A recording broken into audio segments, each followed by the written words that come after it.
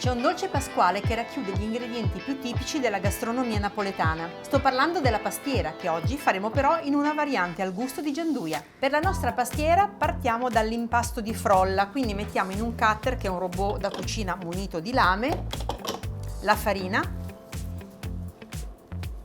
Alla farina aggiungiamo anche il burro freddo a cubetti.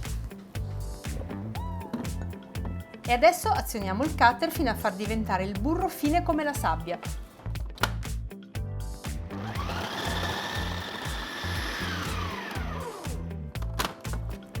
Ecco fatto. Aggiungiamo lo zucchero a velo, 3 tuorli,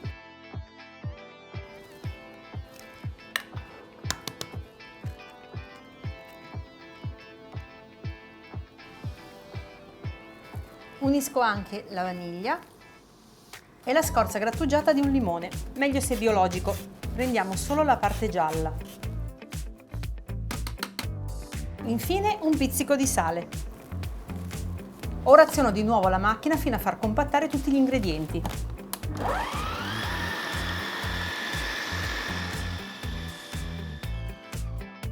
Ribalto la frolla sul piano di lavoro e la impasto velocemente per ottenere un composto bello liscio. Prendiamo una bilancia perché dobbiamo dividere il nostro panetto in 520 grammi e 280 grammi. La parte più grande ci servirà per fare la base, il guscio diciamo della crostata, mentre il resto ci servirà per le losanghe.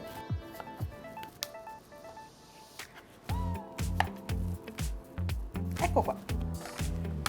Formiamo una pallina con questo impasto più grande, mentre con l'altro formiamo un rettangolo. Stendo ogni pezzetto tra 2 fogli di carta forno. Appiattisco un po'. Tiro questo impasto fino a ottenere un cerchio di circa 31 cm di diametro.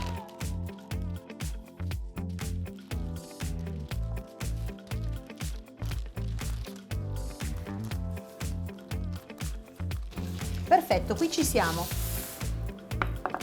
Ora stendiamo anche l'altro. Come vi ho detto, gli daremo una forma più rettangolare, perché da qui dovremo ottenere delle strisce.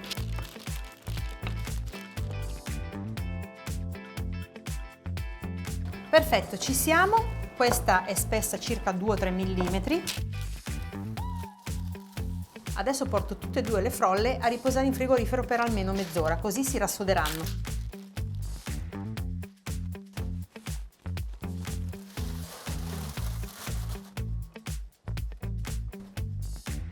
Prepariamo quindi il ripieno per la nostra pastiera. In un tegame metto il latte e il burro e lo faccio sciogliere.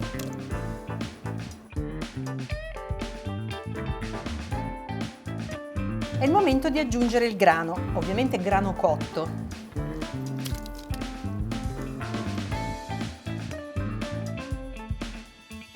E ora mescoliamo fino a farlo diventare molto cremoso, quasi asciutto.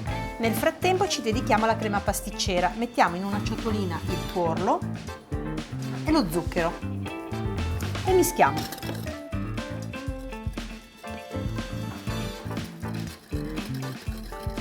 Aggiungo anche l'amido di mais. Perfetto, ora in un pentolino metto il latte e lo porto a sfiorare il bollore. Aggiungo anche la vaniglia, un pizzico di sale e la scorza di mezzo limone.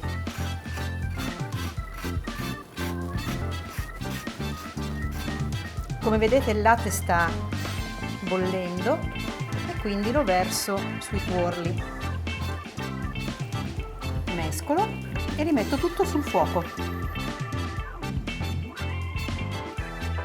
E mescolando faccio addensare.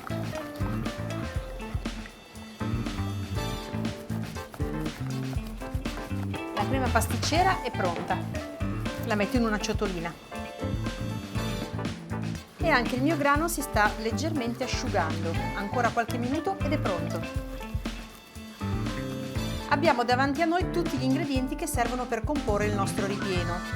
Per prima cosa qui ho della ricotta che ho fatto scolare, io l'ho messa la sera prima in frigorifero, come vedete su un colino appoggiato ad una ciotola coperto con della pellicola in modo che tutto il siero cada al di sotto e quindi la ricotta resti più asciutta. Comunque quando andate a comprarla prendete già della ricotta che sia piuttosto asciutta di base. Adesso la passiamo. Quindi schiacciamo con una marisa la ricotta sulle maglie del setaccio e la facciamo cadere al di sotto. Ora unisco le uova, 2 tuorli di pepe, aggiungiamo lo zucchero semolato e adesso con uno sbattitore elettrico amalgamo bene tutto.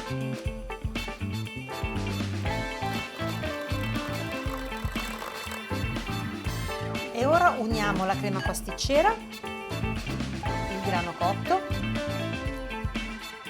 e la crema di gianduia fondente, che è la vera differenza di questa pastiera. Ci sono delle piccolissime differenze in realtà. Nella pastiera comune per esempio c'è l'aroma di fiori d'arancio che io non ho messo qui dentro e anche il cedro, io invece qui ho messo soltanto dell'arancia candita. Unisco anche l'arancia candita tagliata a cubetti e ora amalgamo tutto.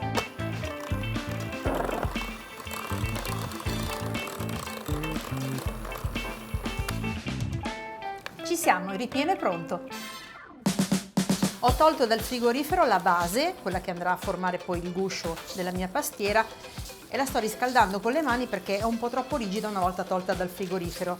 Dobbiamo, farla diventare leggermente morbida ma non molle. Intanto qui io ho una tortiera da 24 cm di diametro, è alta 3,5 cm e ha il fondo removibile. Questo è molto comodo perché una volta che la nostra pastiera sarà cotta sarà molto più agevole toglierla dallo stampo. Come vedete io ho spruzzato con lo staccante e foderato il fondo con carta forno, se non avete lo staccante potete utilizzare del burro. Procediamo. Quindi mettiamo la frolla sullo stampo e ci mettiamo all'interno tutti i bordi. Io di solito poi piego all'interno i bordi in esubero in questo modo perché così saranno leggermente più spessi e conterranno meglio anche il ripieno. Quella frolla in esubero potete anche toglierla perché ci servirà per fare le losanghe e se ne dovesse avanzare qualcosina potete farci sempre dei biscottini. Adesso possiamo spingere la frolla sui bordi in modo da renderla un pochino più liscia. E se poi vogliamo fare un lavoro di fino per eliminare quella in esubero, con un coltellino facciamo questo movimento. Ora buchiamo il fondo con i rebbi di una forchetta senza oltrepassare la pasta, così non si formeranno bolle in cottura e ci possiamo mettere all'interno il nostro ripieno.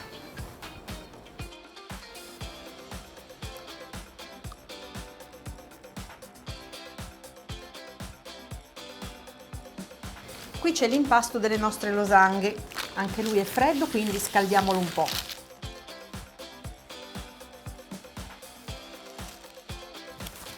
Da tradizione la pastiera è guarnita con 7 strisce di pasta che poi intrecciandole formeranno le losanghe, ovvero quei rombetti molto carini che sono soliti delle crostate. Quindi adesso ne tagliamo anche noi 7.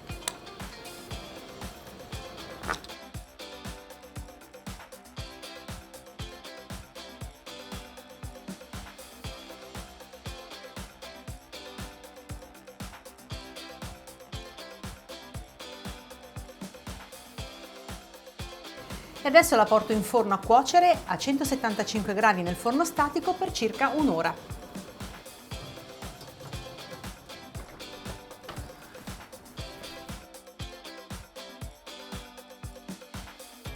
Ecco la mia bellissima pastiera al fondente pronta e anche raffreddata, quindi vediamo com'è venuta all'interno.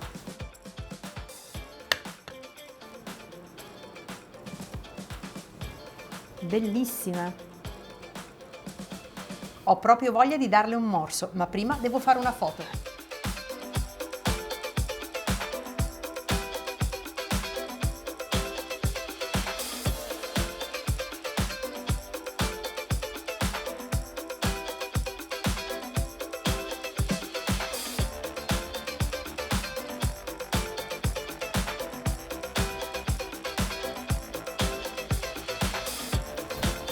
Non vedevo l'ora di assaggiare la pastiera al fondente.